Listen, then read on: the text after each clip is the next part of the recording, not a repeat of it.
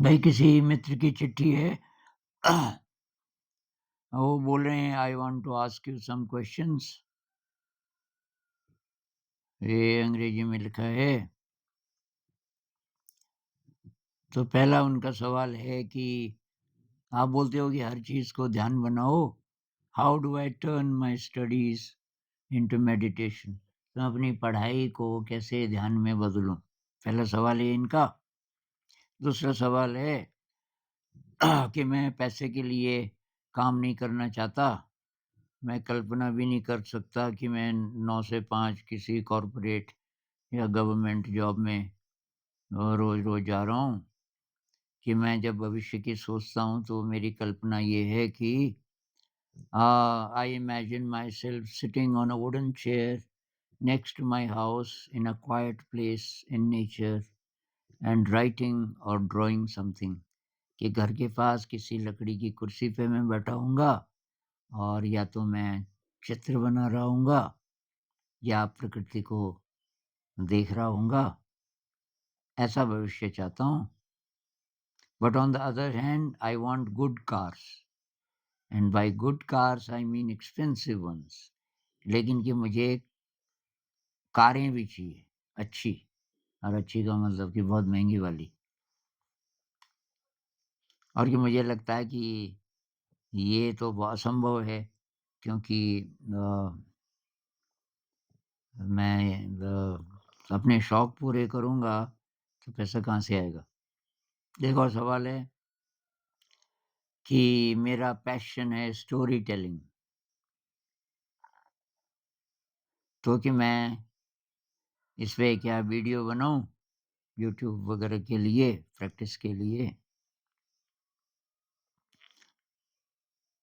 अच्छा, नीचे लिखा है मैं 16 साल का हूँ। तो स्टोरी टेलिंग के वीडियोज़ तो बनाना शुरू कर दो, ये तो अच्छी बात है। आप शेयर कर रहे हो अपनी कहानियाँ बना के, तो ये तो आप मेरे ख़्याल से कर लो और आपको धीरे-धीरे तब पता चलेगा कि क्या करना चाहिए। कंप्यूटर स्किल्स जितने आपके पास हैं, तो थोड़ा और बढ़ाने पड़ेंगे। वो कहानी को कम टाइम में ज़्यादा से ज़्यादा आप इफ़ेक्टिव बना सकें। अब भई ये जो कार वगैरह का शौक है ना, यहाँ से गड़बड़ होता है इंसान। अब आपको महँगी-महँगी कारें चाहिए, तो अब कार ज़्यादा महत्वपूर्ण है कि आपको शांति ज़्यादा महत्वपूर्ण है? कार ज़्यादा महत्वपूर्ण है तो आपको जॉब मिलेगा कॉर्पोरेट का मान लीजिए और बहुत पैसा है, तो आप सोचोगे कुछ टाइम में कर लेता हूँ, थोड़ा पैसा कमा लूँगा इतना कि मैं एक बढ़िया कार खरीद सकूँ और फिर छोड़ दूँगा। ऐसा बहुत लोग करते हैं, नहीं छोड़ पाओगे।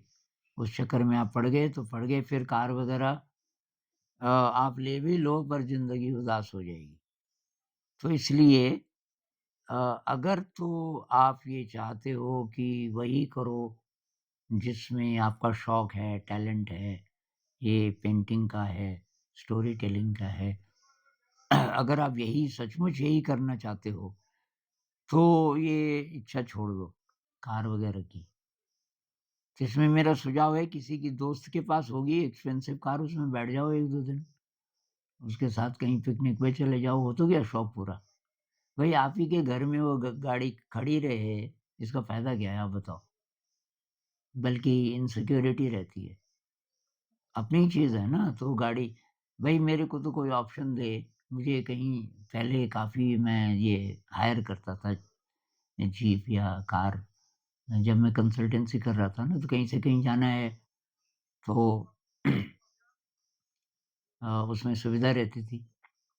तो अगर मेरे पास ऑप्शन होता भी, मैं अपनी ना लेता। मैं बताता हूँ क्यों?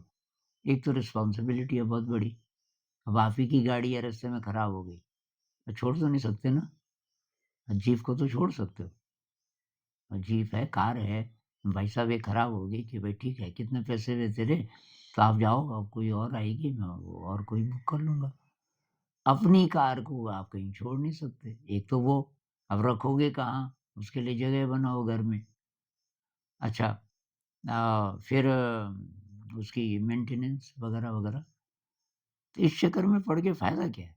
अब कैसा लगता है महँगी कार में बैठ के लगता कैसा है, तो कोई हायर कर लो, मेरे ख़्याल से किराए पे भी मिल जाएँगी, एकदम नए मॉडल भी या किसी आपके मित्र का, किसी रिलेटिव का उसमें बैठ जाओ एक दिन, कोई फ़र्क नहीं है। या तो ल्यूसिड ड्रीम सीखो, ल्यूसिड ड्रीम में आपको जैसी कार चाहिए वैसी मिल जाएगी। हालाँकि ये दुरुपयोग होगा ल्यूसिड ड्रीम का, क्योंकि ल्यूसिड ड्रीम का उद्देश्य है कि आप ध्यान कर सको, ध्यान में आगे बढ़ सको। पर उससे पहले शौक पूरे करने हों, अगर आप बहुत क्लियर हो कि ये कार वग़ैरह में एक ही बार बैठना है, 1-2 बार, है तो कुछ नहीं ना, बैठना ही तो है, शरीर तो आपका वैसे ही रहेगा। भई आपके शरीर को एरोप्लेन में बिठा दो, कार में बिठा दो या गधे पे बिठा दो, शरीर तो वैसा ही रहेगा, फ़र्क क्या पड़ेगा? तो फ़र्क पड़ता है अंदर की चीज़ से, अंदर कुछ चेंज जब आता है।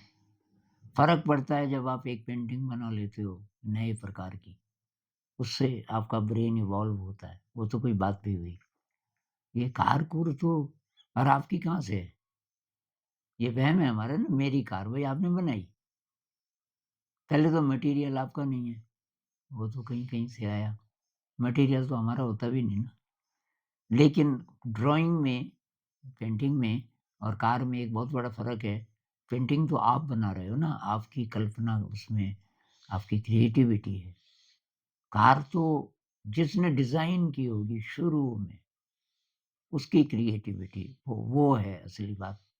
आप नई कार डिज़ाइन कर सको कि भई ऐसा इंजन हो, ये हो, अगर आपका इंजीनियरिंग स्किल है, तो उसमें तो है दम। लेकिन कार तो किसी और ने बनाई, किसी ने डिज़ाइन बनाया, किसी ने मैन्युफैक्चर किया। आपके पास बाय चांस पैसे आ गए, आपने उसको खरीद लिया और बोल दिया कि ये मेरा है और उसमें बैठ के कुछ नया थोड़ी होता है। जिन लोगों को लगता है कि नई कार है, वो लोग जो देखते हैं, लोग क्या सोचेंगे? लोग बोलेंगे कि ये बड़ा आदमी है। बस उसमें आदमी, क्योंकि आपको लगता नहीं कि मैं इम्पोर्टेंट हूँ। अगर आपको ये साफ लगने लगे कि मेरी ये क्वालिटी है और वो कार से फ़र्क नहीं पड़ने वाला उस पे या किसी और चीज़ से, तो अब आपका जो पहला सवाल है कि मैं पढ़ाई को कैसे मेडिटेशन बनाऊँ? भई ये तो तभी बनेगा जब पढ़ाई आपका पैशन होगा। जैसे रामानुजन गणित करते थे ना, किसी परीक्षा के लिए नहीं, और इतने डूब जाते थे कि माँ बार-बार खाना लेके जाती थी, वो खाना ही खाना भूल जाते थे। कब शाम हो गई, सुबह बैठे थे। ये मंदिर के एक मंदिर था, उनके घर के पास माँ वहाँ गाने के लिए जाती थी और उसके मंदिर के प्रांगण में बहुत शानदार वो पत्थर की स्लेट्स थी, उन पे वो करता था क्योंकि कागज़ नहीं होता था उसके पास। उस ज़माने में कागज़ बहुत एक्सपेंसिव था, लेकिन एकदम लॉस्ट। ऐसा आपका पैशन किसी विषय में है, किसी में भी हो सकता है, फिज़िक्स, केमिस्ट्री, मैथ्स जो भी आप पढ़ रहे हो, इंटरेस्ट के लिए पढ़ोगे तो वो मेडिटेशन बन सकता है। यहाँ मेडिटेशन का मतलब होगा कि आप खो गए, समय का पता ही नहीं चल रहा आपको। और ऐसी अबड़-दबड़ नहीं है कि यार सिलेबस अभी पूरा नहीं हुआ, क्या होगा? अब परीक्षा है अगले हफ्ते। परीक्षा तो भूल जाओ, हो सकता है कि मैं परीक्षा में बैठूँ ही ना। मैं पढ़ इसलिए रहा हूँ कि मेरा शौक है इसमें, मैं सीखना चाहता हूँ, जानना चाहता हूँ। जिन भी लोगों ने कुछ नया किया, नया सीखा, वो ऐसे ही लोग थे। उन्होंने परीक्षा को, भविष्य को सब एक तरफ रख दिया। आइंस्टाइन पढ़ाई में ब्राइट नहीं माने जाते थे, क्योंकि उनका भी पता नहीं कहाँ-कहाँ दिमाग रहता था।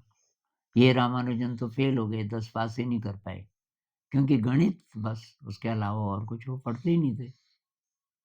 तो हमारे सिस्टम्स ऐसे हैं कि कोई कितना ही सुपर ब्राइट हो, लेकिन एक ही विषय में है ब्राइट, बाकियों में नहीं है।